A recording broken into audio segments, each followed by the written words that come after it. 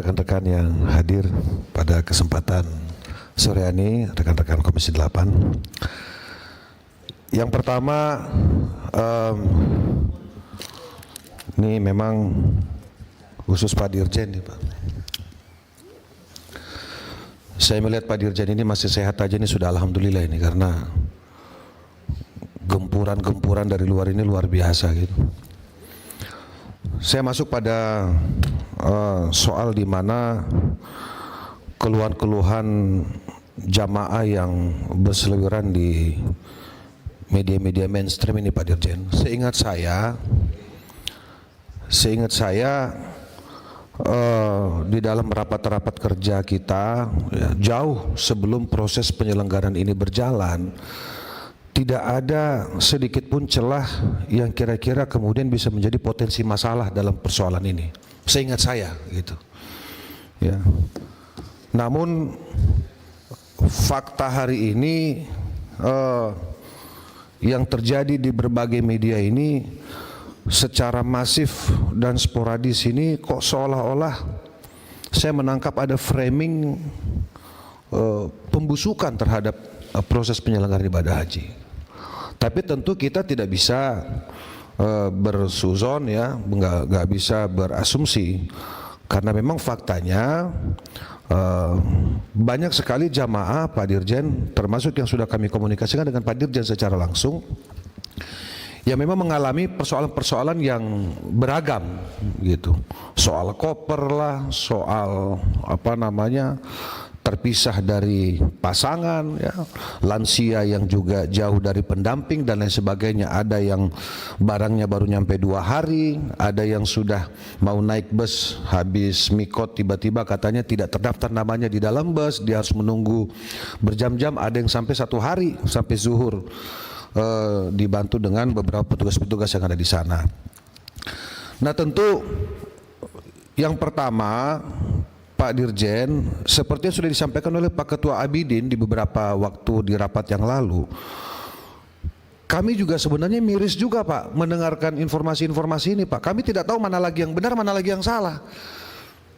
Nah sebelum saya lupa, di mana official media kita yang kemarin rapat di sini yang kemudian seharusnya bisa memberikan counter informasi, karena kalau tadi kata Pak Dr.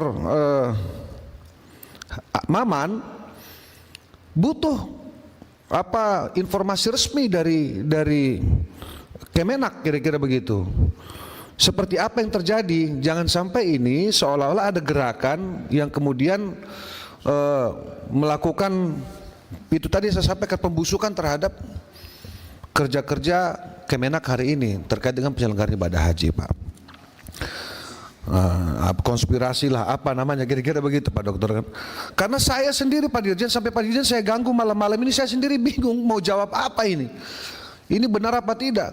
Dan yang lucunya lagi pimpinan Pak Wahid, kebetulan dari dapil saya Pak hampir tidak ada problem, tapi justru jamaah dari dapil saya membantu jamaah yang lain untuk melaporkan informasi terhadap kegagalan-kegagalan itu. Saya malah dapat laporan tuh yang terjadi dengan jamaah Banjarnegara, Jawa Timur, Sumatera dan lain sebagainya. Kalau di Jakarta sih alhamdulillah sejauh ini saya belum menerima laporan, belum dapat informasi kalau ada persoalan-persoalan di lapangan. Nah itu yang kemudian Pak Dirjen, kami yakin bahwa tentu Pak Dirjen beserta seluruh perangkat kerja sudah mempersiapkan segala bentuk mitigasi. Namun memang ini kan kita dikejar dengan waktu, kira-kira begitu, dikejar dengan waktu, apalagi ada gelombang kedua ke depan yang segera akan berproses.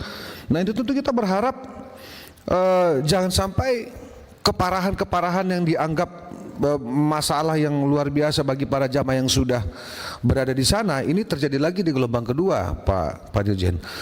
Soal konfigurasi, saya tidak tahu ya apa saya memandang ini sederhana. Kalau konfigurasi secara manifest di sini di pra keberangkatan memang bisa saja terjadi. Tapi di sana soal akomodasi mestinya tidak terjadi. Kenapa? Karena itu tidak berubah. Ini kalau pandangan saya Pak ya, logikanya ya kamarnya mestinya tidak berubah. Soal keberangkatan saja, ada yang terlambat berangkat, ada yang bahkan lebih dulu berangkat karena harus mengganti orang misalnya gitu. Itu kan tidak ada masalah. Tinggal syarikahnya di sana diinformasikan bahwa ini ada yang harusnya berangkat hari ini tapi berangkatnya besok, nomor sekian, namanya ini.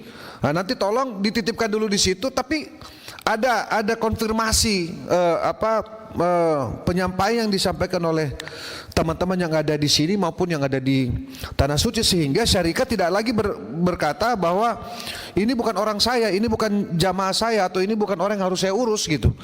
Jadi tidak ada saling tolak menolak tanggung jawab di sana, karena apapun ceritanya kitalah yang paling bertanggung jawab terhadap jamaah haji sejak mereka berangkat sampai pulang gitu. Nah, soal penerapan sistem multisyarikah, saya juga sepakat sama Pak Ketua Komisi 8 Pak Marwanda Sopang. Ini bagaimana dengan 8 syarikah ini yang seharusnya memberikan keleluasaan, memberikan kemudahan, tetapi anggaplah ini benar meskipun bukan unsur kesengajaan dilakukan oleh kita sebagai penyelenggara, sebutlah seperti itu. Anggaplah ini benar, sebenarnya multisyarikah ini setelah proses berjalan ini sesuai dengan apa yang kita harapkan apa tidak. Saya sepakat tadi yang disampaikan Pak Dirjen, pendekatan itu sudah pendekatan one kloter, one syarikah, kira-kira begitu. Nah, tapi kan persoalannya ini kan sudah berjalan kan. Nah, ini penting sekali untuk kita, bukan kita catat, tapi kita harus benahi dalam waktu yang sempit ini. Yang terakhir juga tadi Pak Dirjen sudah jelaskan soal pendistribusian dan aktivasi kartu nusuk, Pak. Ini juga harus segera kita ambil langkah-langkah cepat agar supaya kartu nusuk yang kita anggap sebagai apa dalam tanda petik ini seperti paspor layanan lah, kira-kira begitu kan, dalam pelaksanaan ibadah ini penting sekali.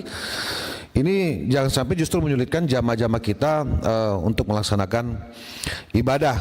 Nah, yang terakhir Pak, ya ini yang masalah kita anggap ringan, tapi ini sudah pernah kita bahas soal logistik maupun makanan.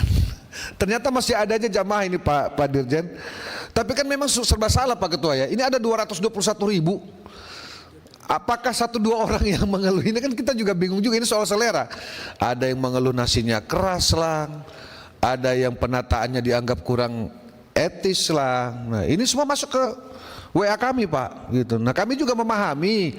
Ini kami ganggu terus Pak Dirjen setiap malam juga, kok seolah-olah kami ini juga tidak memahami situasi batin, suasana batin Pak Dirjen ini kan luar biasa, semua mau diurus ini, kira-kira begitu. Bahkan tadi beliau mengatakan harusnya beliau yang masuk rumah sakit, tapi malah yang lain yang masuk rumah sakit, kira-kira begitu. Nah, tentu Pak Dirjen, kami di sini tetap yakin, tetap percaya bahwa semua proses ini akan berjalan dengan baik ya, meskipun ada aral-aral yang melintang, persoalan-persoalan yang memang tetap harus kita benahi, sehingga mimpi kita yang selalu saya sampaikan di dalam rapat kita untuk mewujudkan sukses haji 2025 ini betul-betul bisa kita capai Pak. Karena saya yakin Pak Wahid juga sudah bingung ini menyampaikan ke Pak Prabowo. Saya yakin sekali informasi ini sudah nyampe ke Bapak Presiden tentang keluhan-keluhan jamaah. Mudah-mudahan ini bisa dipahami dan bisa sama-sama kita kerjakan secara maksimal. Saya tanda petik tadi Pak, underline sekali lagi Pak, tolong kantor informasi Pak Dirjen, supaya masyarakat menerima juga bahwa tidak semuanya juga berantakan kok, banyak juga yang sukses, yang berantakan akan tetap kita lakukan mitigasi. Saya kira itu saja. Terima kasih pimpinan. Wassalamualaikum warahmatullahi wabarakatuh.